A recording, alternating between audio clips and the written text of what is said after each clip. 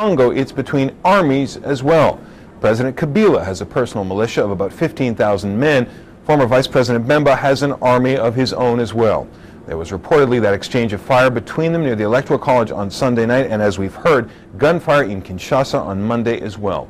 Joining us now to talk about what to expect is Ben Kalala, president of the Congolese Community Organization of Atlanta. Thanks so much for being with us. What do you make of the news about the firing in Kinshasa, the fact that these foreign diplomats seem to be trapped? Jonathan, thank you. This is something that we tried to avoid, and we knew that by going to the second round, two things will happen. What is happening right now is actually less than what would have happened if Kabila would have won this election at the first round. So we heard about it, and they went to rescue. And I just talked to Bemba's chief of staff. He was right there. He said, I can talk much right now. The President Bemba's house residence is being attacked by Kabila's militias. And he had to run away from the phone. And I asked him where the president was. I'm talking about Jean-Pierre Bemba, if he was close to him so I can speak to him. And he said, I can't even get close because he had guests in the house, international guests in the house. And then they're all trapped inside. And we just here, and it's not very safe. This campaign, though, was regarded as surprisingly calm. Was there any expectation that it was going to turn out like this?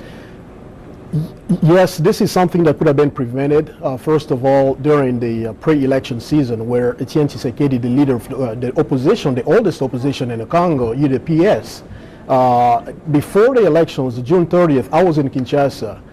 All the parties, the political parties in Kinshasa, they are requested that there will be talks with the international community, with the CAE, the Independent Electoral Commission, so that before the elections take place, they put all these things together in place to avoid any kind of misinformation, any kind of confrontation, and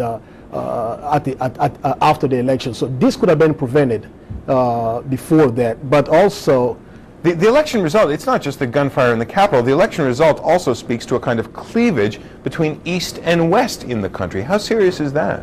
This is very serious, but we really don't want the international community, the public, to think that the Congo is being divided between East and West. This is just manipulation.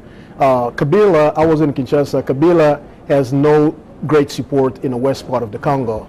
And even in the East, if they say today that Kabila has more than 80% of votes in the East, speaking to East people that come from the East part of the Congo, they're denying this. They say, because they talk to their own family, they say, we talk to our people, and what they're saying that Kabila got 80% is not true. But we cannot prove it. Well, let me jump in on that very question, because Mr. Bemba has been quoted as saying that his fighters will start fighting if indeed the election turns out to have been rigged. What's the chance that whoever it is who's defeated will refuse to accept the results? After all, there were 33 candidates. Only one of them is going to end up winning. 32 might be wondering whether they've been robbed. Well, Jonathan, there were a lot of irregularities noted in the Congo. Besides Jean-Pierre Bemba that made that comment, there was also 19 presidential candidates did say the same thing. For the record, though, international observers said that though the election didn't go particularly well, it didn't go particularly badly. It was the kind of election you might expect in a country that was doing its best with very, very little experience over the last 40 years. That is true. I am actually proud that the Congolese people showed a maturity to go to the election and vote.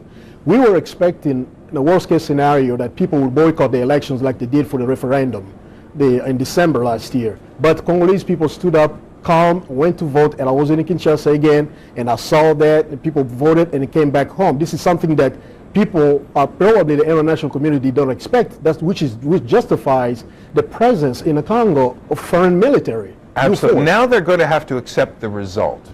Do you think they're going to when the runoff is held and an account is final? We are accepting these results, even though we may ask that to be proven, that one proves us where did the President Kabila, the incumbent President Kabila, got his 44%.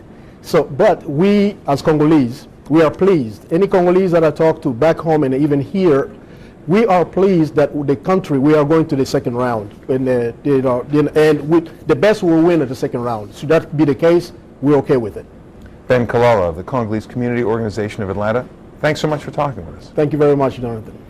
We have to take another break. When we come back, looking beyond the vote in a country that has nearly collapsed. Stay with us.